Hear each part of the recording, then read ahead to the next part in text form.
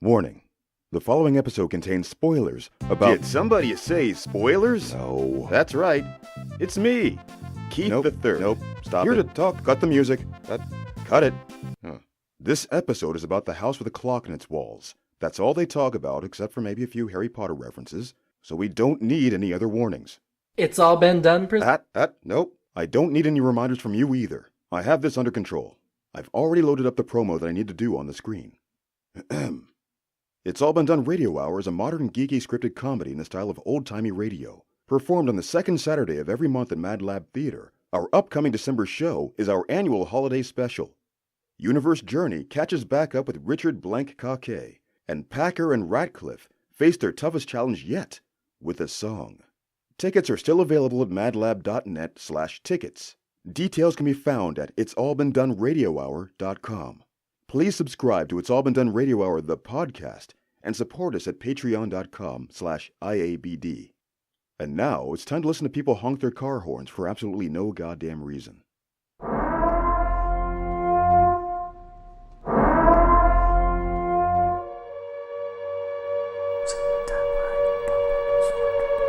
Welcome to Marianne's Macabre Review.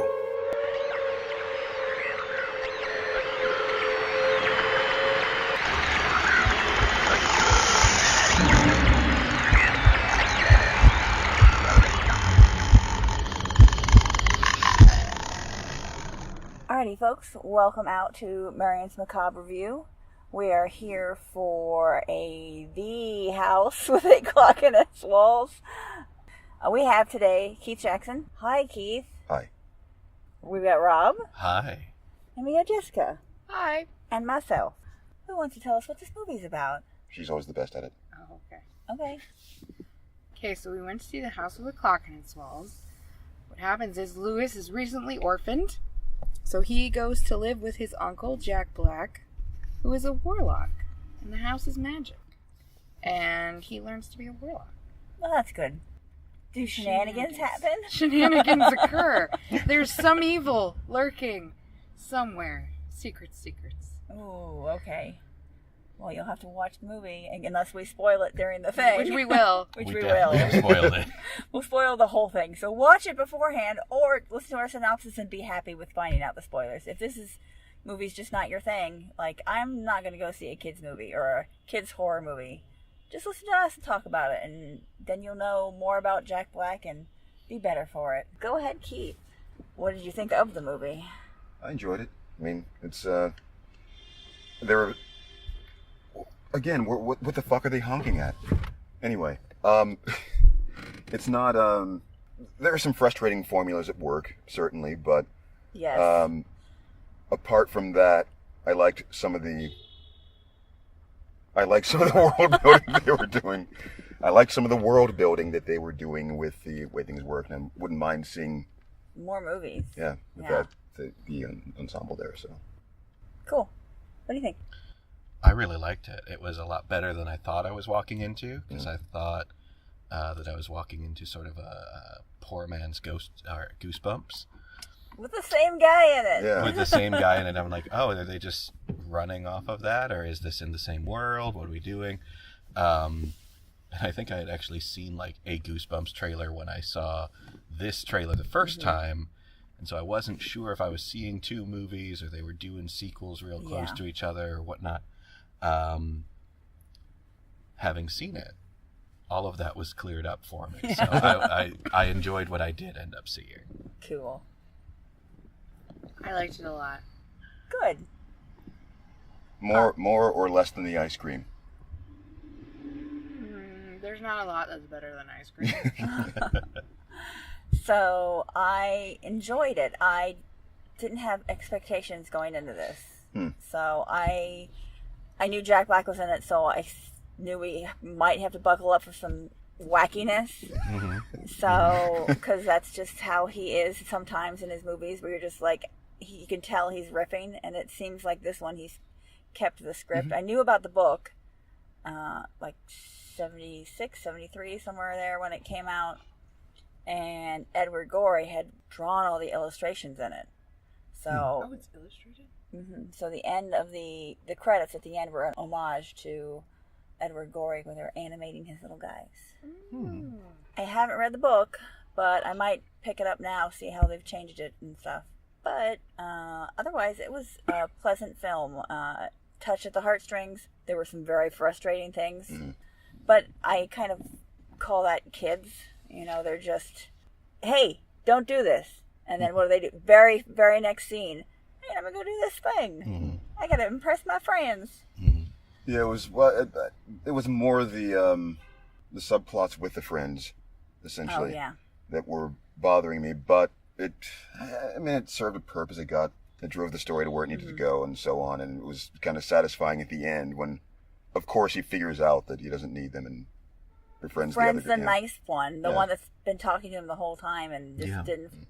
Well, I mean, it made me think about just how relationships work in real life, and that sense of people just wanting to chase after that one other person that they imprinted on for whatever reason, and just they're my best friend. Yeah, they're so cool. I want to be like them. Well, and what is this? Is this the 50s?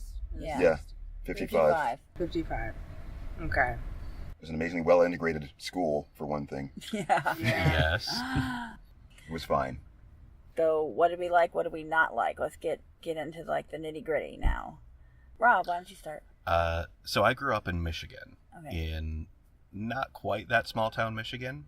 And when I moved away at about age 10, there was one of the hard transitions for me linguistically was switching from pop to soda.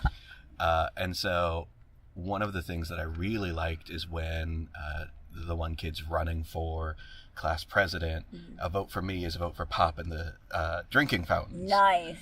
And that, just the way that they said pop and that being in there pulled me right back to 10 years old. Nice. Where I'm just like, oh, okay. And that really helped me set sort of the tone for the rest of where I was going to experience the movie is, I'm seeing this both from an adult who's very into movies, but also what would 10-year-old me think about this? And I really liked the imagination and that they introduced so early there, pop in the drinking fountain. That's your priority. That's what you actually want. I did not even notice they said pop. Yeah. But a lot of I say both, so that's a lot of the linguistic divides, like Columbus is kind of in the middle of. Right. Yeah. And so a lot of people here use both. Yeah, I use both because I have friends that say pop and some that say soda and some that say cola, even for Sprite. You know, those people are wrong, though. They are the only ones who are wrong. Anywho, what did your 10-year-old you think?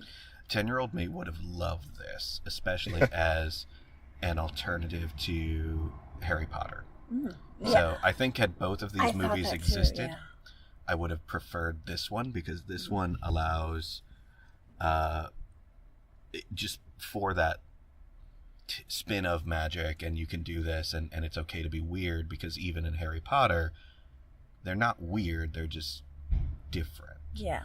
And so even weird isn't really celebrated in that universe in the same way as this one. So I liked just sort of that there are spells that you can imagine, spells you can make up, spells that do these things.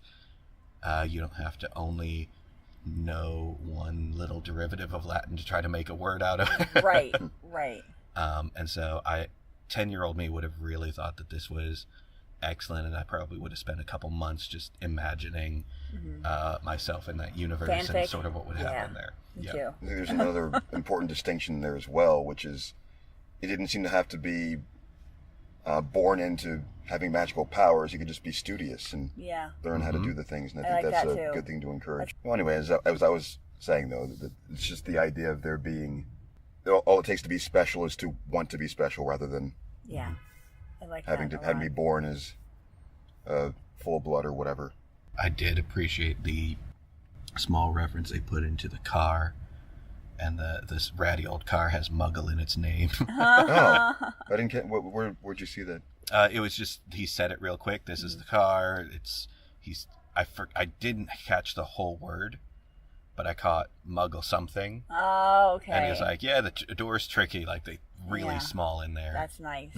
because they can't just throw the word muggle out it by itself. Mm-hmm.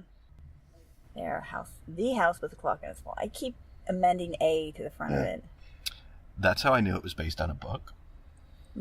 Because the title, The House with a Clock in Its Walls, is not a title that gets made for movies. That never gets through production. This is Eli Roth's first literary adaptation. His first Gothic work and his first family film. We talked a little bit about Harry Potter, but now we're going to talk about what you thought of it. I enjoyed it quite a lot. I'm more impressed with Jack Black the further he goes on in his career. Honestly, Definitely. I think he does. He does still do the weird characters, which is fine. And he was real fun in this. And the only subplot that I was was the kids and him trying to make friends. Yeah. But honestly, I feel like that happens in every little kid movie. So I was just kind of just be yourself. Yeah, I get it. And of course, we're all adults, so yeah, so we've been through this. Yeah, when we were kids, I'm sure we were like, "Yeah, I love you." Yeah, I'm weird, and I like it. That type of thing. But as adults, you're like, "Come on now." Yeah. Love yourself, obviously. As a weird kid, it didn't work. Yeah, no, yeah. I all the same messages were I think for me it was Beetlejuice, where the lady was like, she's weird and that's bad, but in the end she accepts it, and I'm like, yeah, I'm going to do that too. And then I just didn't give a fuck after that. It's like, I'm just going to be myself. Yeah. Did it work? Yeah, I wasn't really in any group, so I kind of could just be myself, and no one gave a shit about me. Well, that's good, I guess. Anyway, Keith, what did you think? I'm surprised we haven't mentioned Cate Blanchett yet. Because I'm in love with her, and she's going to be my wife. Sorry, Keith. Hate to break that to you. She was lovely. She was very lovely. Dollar Purple. Yeah. And they did the shorthand for why doesn't she work? It's because she had this tragedy in her family. Yeah, and they showed we got it. Then they showed the tattoo on her. Such a brief glimpse of the tattoo on her arm. I didn't catch a tattoo. I didn't catch a tattoo. Yeah, they had the Auschwitz number, or the number on her hand. That's why her family died, because they all. Yeah. I didn't know. So I'm that's sure the books say more about that. That's for the adults, everybody. I didn't even see it. Was it in a dark scene, as we've discussed? I'm blind as hell. No, it's when they were talking together, and she glances at the picture of her husband and baby and herself, and then she goes and takes something from him in front of him, and her sleeve is pulled up, and you can see the number on her arm. Yeah, I liked how she got her Mama Bear act back together. Yes, I love that. And then she's like, now I'm just going to fuck everything up. Yeah. And she had her wand thing like a gun, which was cracking me up. Yeah. Watching her walk around with it and shoot people, basically. Yeah. Shoot the pumpkins. And she problem solved basically everything until they got up to the final bit. Yeah, that's the one thing that always gets me is, you should tell him, no, he's a kid. You should tell him he can handle it. No, he can't. Yeah. They tell him, and it works. And it's like, if you'd just done that from the beginning, this would have avoided so many things. A lot of shit. That is 100% my critique of Dumbledore as a character. Is he has no trust. Oh god, Dumbledore was so much more interesting though once it was revealed. He's secretly a dick. I was like, oh my god, I like you so much more now. Because you were just kind of this boring old dude before. Yeah. It's like, actually, he's totally manipulative. Yes. All right, we got that there. So, and then of course we had the trailer for Crimes of Grindelwald, and I was just like, oh shit, it's gonna be him being more of a jerk. Yeah. But I'll like it because I love. Is he making out with Grindelwald? No. God damn it, that's what we want to see. Interest down 5%. Little bit. But anyway, back. It's like, and then the kid always falls into that thing where, I'm going to tell you, I have a secret I want to tell you, but let's cut you off. Yeah. Let him talk. Let him talk. Then we won't have conflict. Yeah, and then we won't have conflict. Then the movie would have no conflict, and that would have been a boring movie. I get it, but it seems like these same old tropes get played out. Adults don't listen to children, and they have just as much ability to talk as others and notice things and say things. To be fair, that mirrors a lot of what I've seen in life. It's true. Where a kid is talking to their parent, and the parent interrupts the child to say whatever the parent wanted to say. Ugh. And the child is just sort of frustrated, but also trying to listen. And it's not a false experience. It's just, we don't need to exemplify the bad behavior, do we? Yeah. My other critique would be the acting for Lewis. There were a few times where I was like, are you overacting? Are you underacting? Are you acting at all? Or are you acting perfectly? Specifically when he cast his first spell. Like, spell! Noun! Da da da da da! And I was like, this is phenomenal. Yeah, that was Well really done, cute. child. I'm more when the puppet's coming after him. I don't know if they said just act like something's coming after you, because they were like 3 feet away from him, and he was already like flailing his arms, and I'm like, they're not on you yet, so you have time to get away. That was great. The puppet line up outside. They're all just looking right, and just one turns and just goes, raises his arms. Mama. It didn't say that, but that was eventually they're saying, why won't you come to me? Why won't you come to me? I was like, holy shit. That's just... That was... We were talking about this, I think, while you were in the restroom, that we called this children's horror or horror light. There was, during the doll scene, I remember there were also maybe some stock sound effects or something as far as the voices and like the mommy calls and whatever. It sounded like one of them was doing the laugh from Batman. Yeah. The Joker. Yeah. Or just repeats. That was, I think. Now, I read in the trivia that the guy that did the screenplay for this did some of the TV show Supernatural. And so he threw in a lot of references to Supernatural into the movie. And I've only seen the first season, so I'm not a very good... If we had Christy with us, I think she'd be like, oh, that and that and that. She's like, watches Supernatural and repeat, so... One of the references that I really, really appreciated was when he was learning magic, and so he's reading the books, and he's having a montage, much like Doctor Strange had a montage. Yeah. And they pull out one book, and it is the scriptography style of Doctor Strange's book. And he's got to turn it around to read it. Yeah, that was really cute. I was like, good.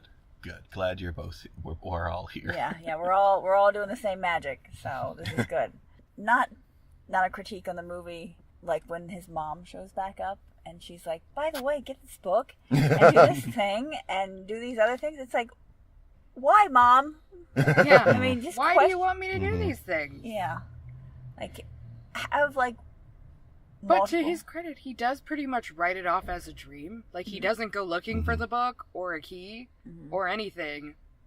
The only reason he goes in and gets that book is so he can make friends with... Right. What's his face again? And his mom Tarby. does push him that way, Yeah. But, like, he like... doesn't go looking for it because she told him to. Yeah. He's like, well, that was a weird dream. When she first showed up, they had shown a mouse crawling into his room first. I'm like, oh, that's not your mom. Yeah. It's like, who is she? Yeah. And where's she coming from? What was the name of the dog? Oh. Marmalade. Marmalade. So the marmalade was the mouse also. I thought that was hilarious because it's not orange or anything like that where you read out like, oh, I'm going to name you Marmalade. The scene with the mom was like, oh, come on, kid, don't do that. And if you see a book that says necromancy, yeah, you're like, who? You know what I should not do? Let me just close this up and put this back. You know, if I'm going to show off magic to someone. Well, to be fair, though, it was Tarby who was doing all the stuff, and I think that's to help advance the plot, because I was actually liked that the kid was like, my uncle said not to do that, I'm not going to do it. Yeah. But he just wasn't strong enough to stop the little boy from just going, hey, I'm already opening it, here it is, what's this? Like, most people are not strong enough to stop a 10-year-old boy from doing a thing. Yeah, if you're going to show someone magic, like, wouldn't you be make like, things fly or something? Do this electricity thing. Yeah, that's cool. That's super cool. Show him that. That is all. That I think might be a critique for me is like, why would he just Let's go, go okay. straight to necromancy. Yeah, if you want to show me real magic, show me that. That sounds cool. Like, hey, how about this? Here's an alternative. How about some Look life at this. magic? How about any of this stuff? Yeah, bringing people back from the dead, that sounds not right. Yeah. Sounds bad news. I mean, also because I think we'd actually seen him do things before that, so he could have Easily done something. Yeah. Yeah. The other thing I liked was, I got confused slightly about it, was find the key, find the book. And so the kid finds the key, and I realized now that it was the key, the bone key, not the key to unlock the thing to open the book. I was like, well, he put the key right next to the lock.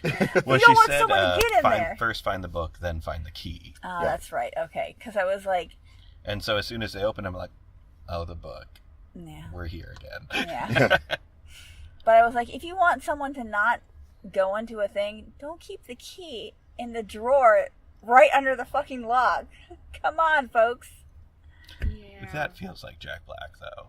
Yeah, it's true. That's actually just Jack Black. He's like, hey, I'll forget where I put it, so right here. People put a lot of their front and back door keys near the front and back door. Under the mat. Yeah, and this is a general critique, not of this movie, but of this plot device, where the bad guy's like, I'm just gonna unmake existence, and you're like, why? Mm-hmm. But why? Yeah. Ronan the Destroyer, why? Yeah. Mm-hmm. That's stupid. I can. He's like, I understand that. No, I I agree understand. with it. If you get angry enough, if a person in that kind of mindset gets, but what does make destroy the whole universe? What makes less sense is, But I'm gonna still be here. is Selena Mm-hmm. in that case. Mm-hmm. Her being so in love with this person is like, yeah, that sounds like a great idea. Let's just all. Sounds good. We're trying to sell her as a bad witch the entire time, very hard, even though we hadn't seen her do anything. And we found out at the end that she killed a neighbor, but It's kind of bad. yeah, she seemed a little. She did get a bone key out of it. Yeah, so. she did. I mean, that's bonus bone key. For the most part, I really liked the effects. Like, only some of them looked super computery. The pumpkin faces. Yeah, the pumpkins. But, like, even though it was obviously computer animated, the window and the I like the sound shrubbery. effects. Oh, yeah. And the auto, or the couch, or the, what the fuck is it? Chair. Recliner. Chair. Looked good. Whose Like- name was actually Chair. Yeah, chair. Looked nice. I especially liked the window. And the window was really cool. I like the sound that it made when it was moving around, Yeah, like don't the glass go. rubbing together. Yeah. It was really cool. I also liked at the beginning, just little hints of what's happening with the uncle just kind of shaking his head at the window like, hey, don't do that right now. Yeah, that was really good. Like, And I liked when the house immediately turned on them and was like, "Oh, my master's back," yeah, and showed them in graves. yeah, How Jack Black is like, Lewis, don't come up here. I'm coming down. yeah. I like that a lot. Don't look up here. Was that Jack Black playing the saxophone himself? I was looking at the credits. The credits said Jack Black, saxophone, and then teacher or something like that. Consultant, and it had a woman's name. And I was like, he didn't really need a consultant for that music. It was just honk, honk, honk, honk, honk, honk, honk. I think it's... Was it musical? I mean, was it... There were some moments where it was actually okay. Mm-hmm. Others where I think that there's sometimes even a skill to... being bad at an yes, instrument. being purposefully bad at something to get the maximum for certain maybe places. he's good at the saxophone and he Give it just to- needed someone to teach him how to do it badly. Yeah, maybe there was, with a consultant, they're trying to find that fine line of, I don't want you to disengage from my movie, Yeah. but I want it to not be good, Right. which is a hard line to find, and I think that they walked that line very well. Yeah, I was worried it was going to turn into a wacky Mm-hmm. skit, and then the star thing happened, and that was amazing. Like all of his musical career. But I was like, oh yeah, you can play music. That's kind of cool. All right, so for this one, we're going to do 3 ratings instead of just 2. I'm pretty much sure all of us are going to be 0 on the horror factor. It wasn't that scary. It wasn't. But it was. Do not let me persuade you to be anything else. Too late. We're not Ratings men. out None of of us are men now. 1 to 10. Okay. And then we also have. So it's below 1. So then we also have our entertainment value, and then I would like to add on to this one a kids horror rating. Like if you were watching this when you were a kid, would you be freaked out by anything? So God, it's so hard to tell right now. Do you want to start, Jessica? I can definitively answer no. I would not have been freaked out by anything in this movie, but I watched horror movies alone. Yeah, I did in my room when I was a kid. So, books always scared me a lot more than movies did. Because my brain is scarier than a movie. Entertainment value, I really liked it. I don't know, like an 8, 9. That's good. I liked it a lot. I will recommend it to my parents. So just to reiterate that first line, I think she was saying that no, she definitively would not have definitively would not have been scared by anything in the movie at all. No. Rob? For a horror rating, I'm going to put it at 1. Yeah. Just because those dolls, if you're triggered by dolls, that's going to trigger you. Mm-hmm. Yeah. Fact. But if you're not already disposed to being afraid of dolls, there's not anything special in this movie that's it's not gonna like keep you scared. Silent Hill or anything, dolls type stuff. So Right. Entertainment value, I'm going to put that at a solid 7. That was a fun movie, one that I'd watch again with other people, or one that I'd watch, or one that I'd watch with children. That's one. Yeah. And for children's horror, I'm going to put it at a 5. For children's horror, most of my friends have 4-year-olds, and only one of those 4-year-olds would be able to handle this movie. Yeah. So I'm going to say that, if in the range of being a child, there's some things that are scary. There's some themes that are scary. There's dead parents, which is always something you got to be careful about. Sucker punch.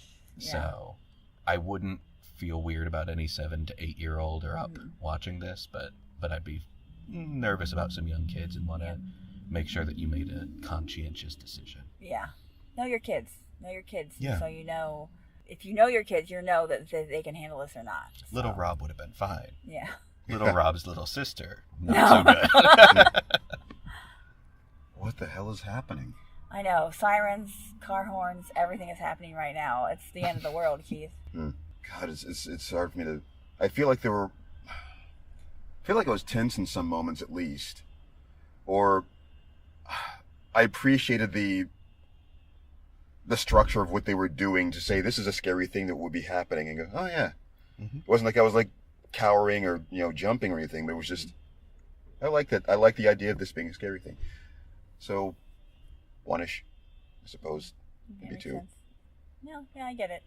Maybe 2 or 3 for the bullying aspects of it. Yeah, but that's frustrating. I think I'm way too out of touch with what I would have found scary at the time, or what age ranges would be appropriate for a kid at this point. Even so you're gonna say, You're not yeah, gonna it's probably Rob sounded accurate. Okay. So, entertainment probably 7 or 8. I think something about the dynamic with the uncle, the neighbor, Jonathan, and Mrs. Zimmerman. Yes, and the kid. Louis. Even that was remarkable. Even too. I mean, sometimes having child actors or pinning things on those kinds of the cuteness levels of things. Yeah. Really is a hard sell for me, but I didn't really find that to be a problem with him. So. I did find the topiary eventually getting like. Well, that was I was too. like, all right. We've done it 3 times. We don't need to. Oh, we're going to do it another time? All right. I guess the rule of 3 or whatever, and then that last little... And then the last one at the end. Leaves. Like, how is he even in the house? How is he in the house to poop on the chair? He opened the door. But did he come Windows. in? He just poops dirt. He's a bad kitty. Yeah. Just need a vacuum. Bad kitty. Bad kitty. No Popeye. Kids love callbacks. And no one else does. Yes. No I mean, obviously callbacks work if you do them right, but horror rating, we'll get that out of the way. It was 0, 1, 0. I mean, if I can't give it a 0, it's a 1, which is null. It's not really. There were tense moments, but nothing that was like, oh, I gotta look away, or oh my gosh, this is hitting all my triggers, or anything like dolls or anything. I love that you let us all go. Characters survive. Yeah, They're all fine. Yeah, they're fine. You let us all go first, so you could just emasculate everybody. Just 1, 2. How about 0? No, you were all wrong. No, that is not you. You know I'm a big horror fan. I know. And I know you're a little bit more queasy than I am. Oh, see, there you go, right there. It's like, so the 1-0 ratio fits. Okay, moving on. I'm going to cut that out, Steve. No, I'm going to put it back in. How are you going to put it back in if I delete it? Anyway, so I'd say for kid me, it's not that scary. For kid other people, that the dead parents, that there's a lot of jump scares, and some kids just don't like jump scares. That I think that's be cautious. Be know your kid if they're gonna freak out because there's a loud noise or something. I thought it was actually pretty light in the jump scares. There was the cuckoo clock thing at the very beginning. A lot of things came out at people in the dark, as Jessica and I were talking about. But was it like surprise out? Well, it's not like insidious out. Yeah. It's not like loud noise, something happens. There was sneaking through the house, so you have this quiet, and then you see Jack Black with an axe hitting a wall. Yeah. That can be, again, if you're 7 and being disturbed by that, that's a know your kid situation. Yeah. The one thing that got me in the movie that was kind of slight tear, but never made it to my actual face. The 2 was, of course, the woman losing her husband and child, and then talking about it. And then the woman did pass the Bechdel test, barely. One sentence to Mrs. Zimmerman from Selena, and I was just like, okay, I guess it passed, but barely. They're like, oh my God, we made the whole movie and we didn't pass it. Let's go back and add one scene where they talk. I can just see you on the behind the judge's bench, passing sentence, just that kind of. You're not guilty, but yeah.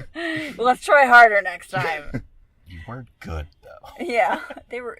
Yeah, that was good. But the other part was having him have to say goodbye to his parents with the magic 8-ball. I was like, I like that they didn't try to milk that more than they did. I mean, it seemed like it was just a right amount of like, this means something to me, but this is important, so this is going to happen. Yeah. There it goes, not weeping or anything. It's just like, Yep. The hero must make a sacrifice. Yeah. Again, I guess that's not a horror factor. That's not anything. That's just, hey, there's talk about dead parents and sacrifice in this. So, and will make some people cry. My overall rating, I went in with low expectations because I was expecting wacky Jack Black. Since he had just done Goosebumps, I thought it was like, maybe he didn't get to do what he wanted to do in that, so he's making this movie. Now I know that it was a book, and I looked up. It was good. I found it very interesting. A 7, solid 7, maybe an 8 if I watch it again, and if I get further viewings and see something, maybe watch it with Christy and see what these supernatural references are that they put in. But other than that, let's talk about what we have to hype. Do we have podcasts? Do we have books that have just came out? Do we have plays that are coming around? Not till December. Okay, what's in December? In December is Mad Lab ensemble show, Sketchy Xmas? XXXmas? Oh, okay. Sketch comedy, part of the sci-fi season. So our themes are sci-fi, Christmas, and sexy. Okay. So all the sketches will have 2 of the 3 of those in them. Interesting. Yeah. What do you have? The Columbus Podcast Festival. Oh, nice. Gearing up for our 3rd year. It's going to be in April of 2019. We're very excited. Cool. Do you have any podcasts you want to talk about? No, I've been devoting most of my time to producing other podcasts. Nice. So I haven't, there's nowhere necessarily you can find me, but definitely be a podcast enthusiast and come to the festival. That's the big drive right now. It sells out every year. I mean, the year I tried to go, because I bought tickets or I didn't buy tickets until the day of Keith's show, and it was sold out, so I couldn't see it. I was pretty disappointed. I mean, buy your tickets ahead of time, folks. It's important, because it will sell out, and because they got a lot of popular acts there. The first year I went, last year, was... I got introduced to a bunch of people that I still follow now, and it was really interesting. So, Keith, what about you? Well, It's All Been Done Radio Hours was the podcast that I was participating on that was at the Podcast Fest. Yeah. Mm-hmm. Go ahead. And I was waiting for you to give me another meaningful look or say something about a book that came out or anything. Yeah, why don't you talk about that? Okay, well... I just finished an audiobook called The Kishi, by which I mean actually, recorded it, not just finished listening to it. And Keith is a voice actor.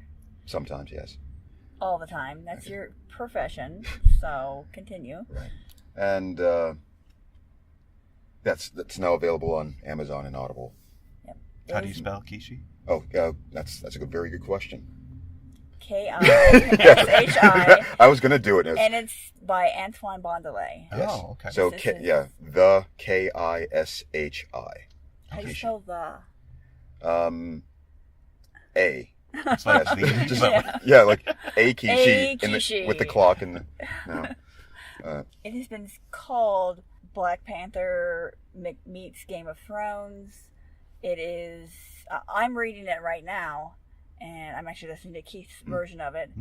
And it has a lot of D&D references in it, so I am loving it. It's not references, it's like... It's more of a feel for the way that it progresses. And feel for the way, like leveling up, like the main character is a dual-class monk and rogue character, so it's really cool, and I like it a lot so far. And Keith has been trying to count how many voices he does. In the first chapter alone, he does 15 different voices. And they're all unique. They're not like, hi, I'm this man. Hi, I'm also this man. I am another person that is also a man. And then, I'm a woman. I am also a woman. No, they all sound different. I've been very impressed with that. This is definitely his most complex, intricate work, and I am very impressed with it. Thank you. Excellent. And that's on Amazon? Amazon, and we'll have a link when this podcast comes up, and you can, if you click on that link, that will the author know that Keith is selling these books. So that will eventually get back to him in a credit after however many clicks or something. Or, well, there's if somebody goes through the link that's tied to me, goes to to Audible and does something, either signs up for the first time or I'm not sure if it matters whether or not there's a direct download after that, but in any case, there's some sort of bounty that, like, automatically. A bounty. Yes, that's what they call them. I love it. Which is a very cynical term, I suppose. I would call that D&D-esque, so I like that. So click the bounty link. Yes. Alrighty, folks. Rob? Thank you for having me. This is a this lot is of wonderful. fun. Keith? Always be a patriot and make sure your flags are the correct positions at the correct times of day. Okay. Yeah. Good to I think know. I'm going to get that because you're cutting out my rant. Maybe. My work call. I might keep maybe a portion of it in or something. Okay. Just fine. Just so people know. Alrighty, folks. This is Marianne signing off. I'll see you next time. Bye. Bye.